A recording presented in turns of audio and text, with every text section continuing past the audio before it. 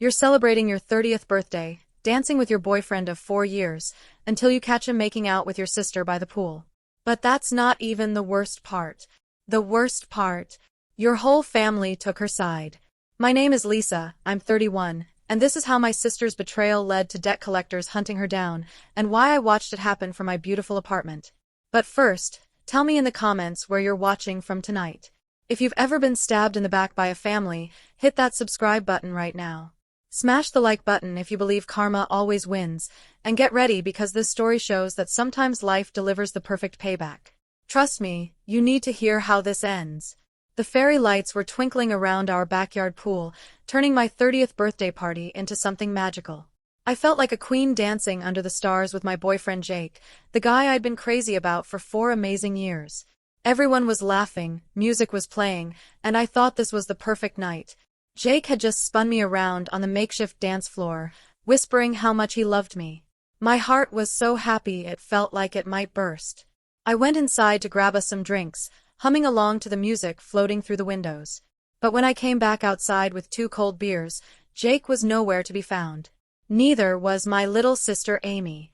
I looked around the crowded backyard, that first flutter of worry starting to grow in my chest. I think they went toward the pool house, my friend Kelly said, pointing across the yard to the small building where we kept pool supplies. It was Amy's favorite hiding spot when we were kids. She always said it was like her secret castle. The party noise got quieter as I walked across the grass in my new sandals, my sundress swishing around my legs. And then I saw them through the pool house window. Even in the dim light, I knew exactly what I was looking at. Amy, my baby sister who I'd always protected, had her arms wrapped around Jake's neck. And Jake, the guy who'd told me he loved me just minutes before, was kissing her like his life depended on it. This wasn't some drunk mistake. This was real, deep, and it looked like it had been going on for a while. The world stopped spinning. I couldn't breathe. I stood there frozen, watching my entire life fall apart in real time. They were so busy with each other, they didn't even notice me standing there. I backed away on shaky legs, one hand over my mouth to stop myself from screaming. I couldn't face everyone at the party, couldn't handle the stares and whispers. Instead, I slipped out the side gate and walked until I found a cheap motel down the street. Alone in that ugly room with its scratchy sheets and broken air conditioner, I finally let myself cry. My phone kept buzzing with messages. Jake, Amy, then Jake again. I couldn't look at their words. Not yet. I called my best friend Rachel instead. She answered on the second ring, her voice instantly worried when she heard me sobbing. Lisa, what's wrong? You sound terrible. I saw them, I whispered through my tears. Rachel, I saw Jake and Amy together. They were kissing, and it wasn't just tonight. The silence went on so long I thought she'd hung up. Then Rachel's voice came back, quiet and deadly. Those lying pieces of trash. What are they saying? Are they texting you? With Rachel talking me through it, I finally opened the messages. Jake's words hit me like a punch to the gut. Lisa, I'm sorry you had to see that. Amy and I have been fighting our feelings for weeks. I stayed with you hoping I could forget her, but I can't. You deserve someone who loves you first, not second. Someone who loves me first, not second. 4 years of my life, of planning our future together, of believing I was special, all of it was a lie. I was just the backup plan. Amy's message was even worse. Lisa, I know you're mad, but you have to understand. Jake and I have something real. It's like fate brought us together. We tried to fight it, but true love always wins in the end. True love. She turned her betrayal into some romantic fairy tale where I was just the villain trying to keep them apart. I remembered something that happened when I was 19. I'd saved up for months to buy this beautiful silver bracelet for my high school graduation. Amy, who was 17, begged me to let her wear it to her junior prom. Please, Lisa. It would look perfect with my dress. You're not even that into jewelry anyway. When I said no, she threw a tantrum until Mom and Dad made me give in. Don't be mean, Lisa. You're the big sister. Share with Amy. Of course, she lost it at the after party. When I cried, my parents just told me not to make Amy feel bad about an accident. My sadness didn't matter. Amy's feelings always came first. This was the same thing, just bigger. Amy wanted something of mine, so she took it. And everyone would probably tell me to be okay with it. I stayed in that motel for 3 days, Rachel bringing me food and tissues while I tried to figure out what to do next. When I finally went home to get my stuff, I walked into a nightmare. They were all sitting in our living room like one big happy family. Mom, Dad, Amy, and Jake. Coffee cups on the table, everyone looking cozy and comfortable. Everyone except me, the daughter whose life had just been destroyed. Oh, Lisa. Mom jumped up with fake worry all over her face. We were so scared when you disappeared. Where have you been, honey? I stared at this scene, trying to understand how they could all look so relaxed while my world was in pieces. Amy and Jake were holding hands on the couch. Actually holding hands. In my family's living room. Isn't it wonderful? Mom kept talking, wiping happy tears from her eyes. When Jake told us about his real feelings, we were so touched. Love like this is rare, Lisa. They couldn't help falling for each other. Love like this. My mother was calling my boyfriend's affair with my sister beautiful love. He was my boyfriend, I said, my voice sounding hollow and strange. 2 days ago, he was mine. Dad stood up with that serious look he always got when I was being difficult. Lisa, stop being dramatic. What happened happened. Your sister found love. You should be happy for her.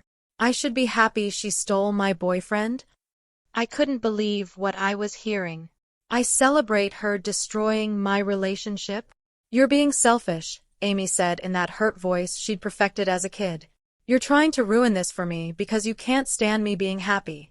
This is bigger than your hurt feelings. That was the moment something inside me finally broke.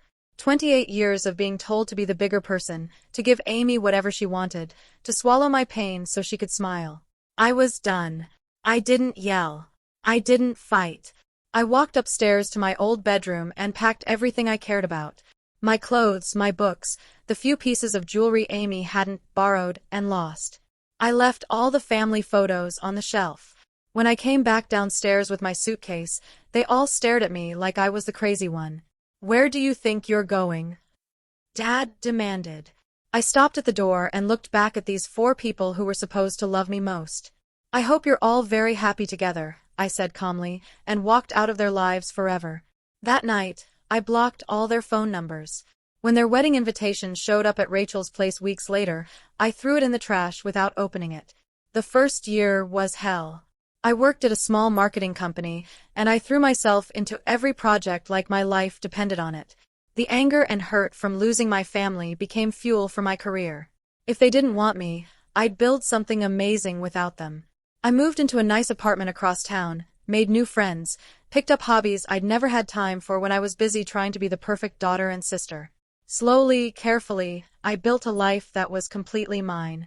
5 years went by.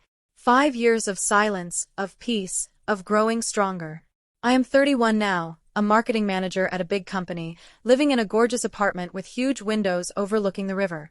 The girl who'd been thrown away for her sister's happiness had become a woman who didn't need anyone's approval to shine. Then my phone rang on a Wednesday night. Unknown number. I almost ignored it, but something made me answer. Hello, Lisa. The voice was shaky and desperate. It took me a second to realize it was my mother. My blood went cold. 5 years of nothing, and now this. What do you want? I asked, my voice flat as a board. Oh, Lisa, thank God you answered. We need your help. It's about Amy and Jake. They're in serious trouble. Of course they were. And of course they'd come running to me now. I'm hanging up, I said, but she kept talking fast before I could end the call. Please, just listen. They used their wedding money to start a business selling handmade crafts online, but it failed completely. They took out loans, maxed out credit cards, and then… Her voice cracked. Then they borrowed money from loan sharks. They owe $80,000, and these people are making scary threats. I stood in my beautiful living room with the river lights sparkling outside my windows, and felt absolutely nothing. Everyone's helped as much as they can. Mom kept going desperately. Your father and I used up all our savings, even took money from the college fund we'd saved for your future kids. We just need enough to make these dangerous people go away. The college fund for my future kids. They'd spent my imaginary children's education money to save the sister who'd stolen my boyfriend. No, I said quietly. What? She sounded shocked, like she couldn't believe I'd said no. No. The answer is no. Amy and Jake made their choices. They can deal with what happens next. But Lisa, we're family. How can you be so cold? This is about getting back at them, isn't it? No, I said, my voice steady as rock. This isn't about getting back at anyone. This is about boundaries. They stopped being my family 5 years ago at my birthday party. Goodbye. I hung up and blocked the number right away. My hands were shaking, but not from fear, from the rush of finally slamming that door shut for good. I thought that was it. I was so wrong. 20 minutes later, my apartment buzzer started screaming. I checked the lobby camera and my heart stopped. There they were, Amy and Jake, standing under the bright lights of my building entrance. They looked awful, nothing like the perfect couple who'd ruined my life years ago. Jake kept looking over his shoulder nervously while Amy hit my buzzer over and over. When the security guard told them he couldn't let them up without my okay, I watched Jake pull out something shiny from his pocket. A lockpick tool. They were trying to break into my building. This wasn't a family drama anymore. This was criminal. My apartment door exploded with violent pounding before I could even call security. Lisa, I know you're in there. Amy's voice was high and desperate. Open this door right now. You owe us. The doorknob shook like crazy. I opened the door just a crack, my phone ready to record everything. Get away from my door, I said firmly. You're trespassing. The second they saw that opening, Jake pushed the door hard, making me stumble backward. He saw my phone and slapped it out of my hands, sending it sliding across the floor. No phones, he growled, his eyes wild with panic. Amy came at me like an angry cat, her face twisted with rage and entitlement. You caused this. If you'd just given us the money like a real sister, none of this would be happening.